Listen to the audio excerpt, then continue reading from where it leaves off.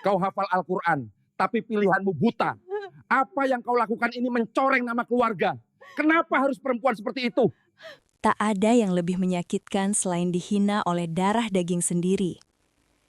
Hari itu seorang penghafal Al-Quran berdiri di tengah keluarganya, dengan kepala tertunduk, bukan karena malu, tapi karena hatinya dihancurkan oleh kata-kata ayahnya sendiri. Semua mengira pernikahan ini adalah aib. Assalamualaikum warahmatullahi wabarakatuh. Semoga kalian semua selalu diberi kesehatan, keselamatan, dan keberkahan dalam setiap langkah.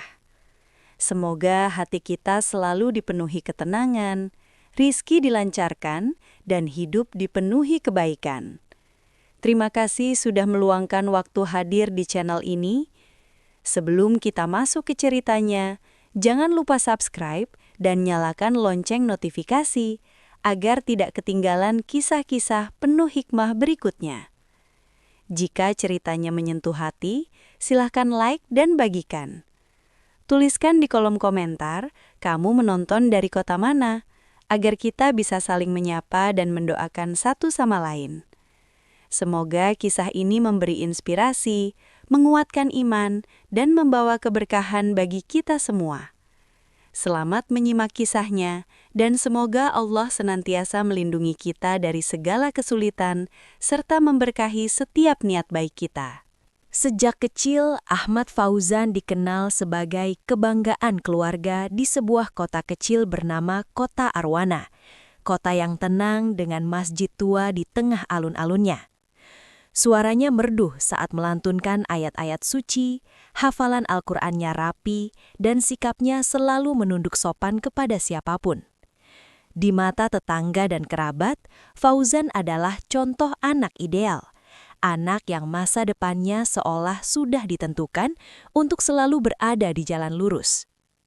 Ayahnya, Pak Rahman, kerap menceritakan prestasi Fauzan kepada siapa saja. Ia bangga memiliki anak yang disegani, dihormati, dan disebut-sebut sebagai calon pemimpin umat. Namun kebanggaan itu ternyata bukan tanpa batas. Ada standar tak tertulis yang harus dipenuhi Fauzan. Pilihan hidupnya harus sejalan dengan nama baik keluarga, martabat, dan pandangan sosial yang selama ini dijaga.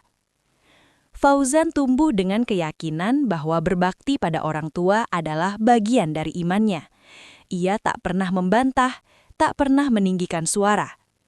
Hingga suatu sore, di ruang tamu rumah mereka yang sederhana namun terawat, Fauzan menyampaikan niat yang selama ini ia simpan rapat-rapat.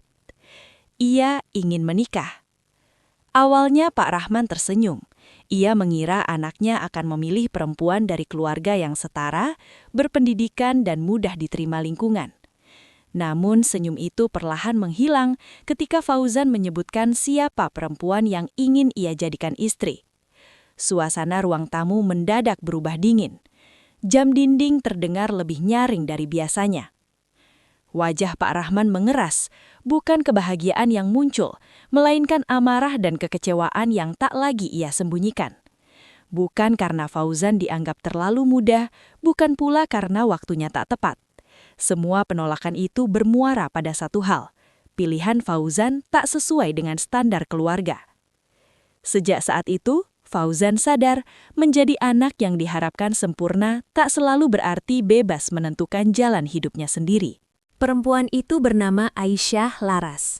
Dan pertama kali ia datang ke rumah keluarga Fauzan di kota Arwana, suasana langsung berubah. Ia mengenakan pakaian sederhana berwarna gelap, tanpa perhiasan mencolok, tanpa riasan berlebihan. Tatapan matanya tenang, namun menyimpan jejak perjalanan hidup yang panjang dan melelahkan.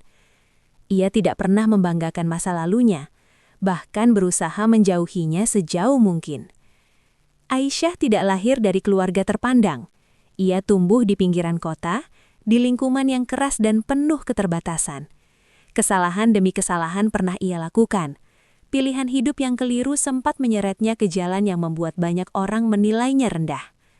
Namun pertemuannya dengan Fauzan mengubah arah hidupnya. Ia mulai belajar memperbaiki diri, mendekat pada Tuhan, dan meninggalkan masa lalu yang terus menghantuinya. Sayangnya, keluarga besar Fauzan tidak melihat proses itu. Mereka hanya melihat label. Bisik-bisik mulai terdengar sejak Aisyah melangkah masuk. Ada yang menatapnya dari ujung kepala hingga kaki, ada yang berani mencibir tanpa menurunkan suara. Sebagian lain memasang senyum tipis, senyum yang tak pernah sampai ke mata, penuh penilaian dan kecurigaan. Perempuan seperti itu pantas jadi istri Hafiz. Kasihan ilmunya, kalau disandingkan dengan masa lalu seperti itu. Kalimat-kalimat itu beredar seperti angin dingin di ruangan.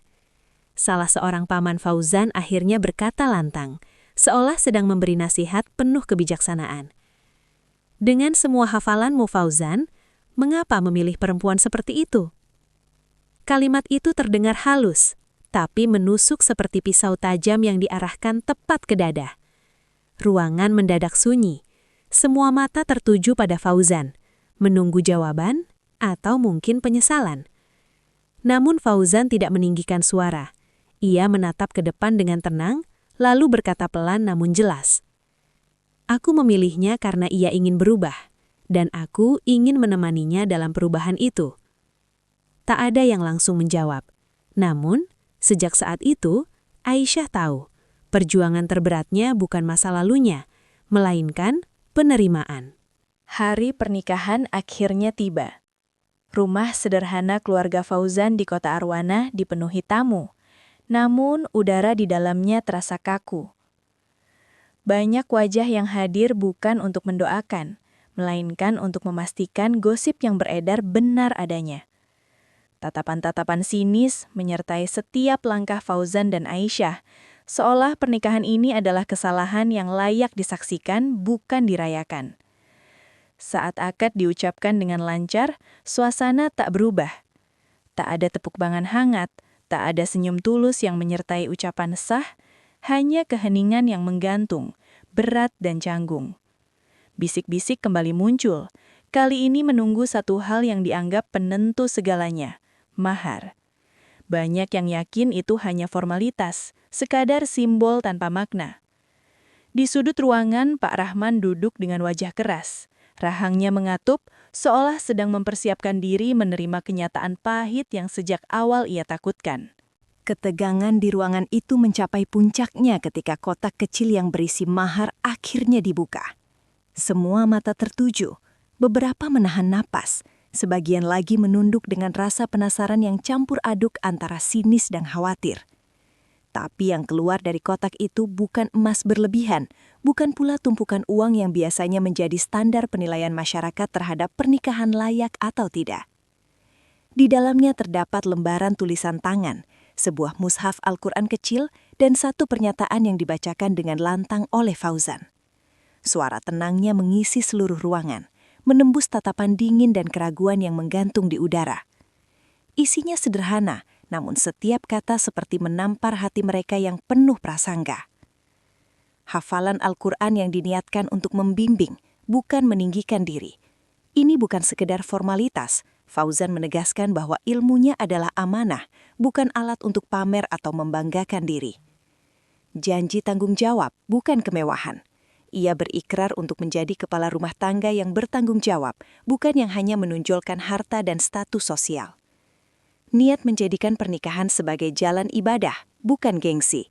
Fauzan ingin pernikahannya menjadi sarana mendekatkan diri kepada Allah, membimbing Aisyah, dan menegakkan rumah tangga yang penuh keimanan, bukan ajang membuktikan siapa lebih kaya atau lebih berkuasa. Suasana mendadak sunyi, bisik-bisik yang sebelumnya terdengar sinis kini hilang seketika. Beberapa orang menunduk menahan malu karena selama ini menilai berdasarkan prasangka semata. Beberapa mata mulai basah, menyadari bahwa penilaian mereka selama ini terlalu dangkal dan sempit. Di sudut ruangan, Pak Rahman gemetar, tangan dan kakinya serasa lemas. Untuk pertama kalinya, ia tak bisa berkata apa-apa.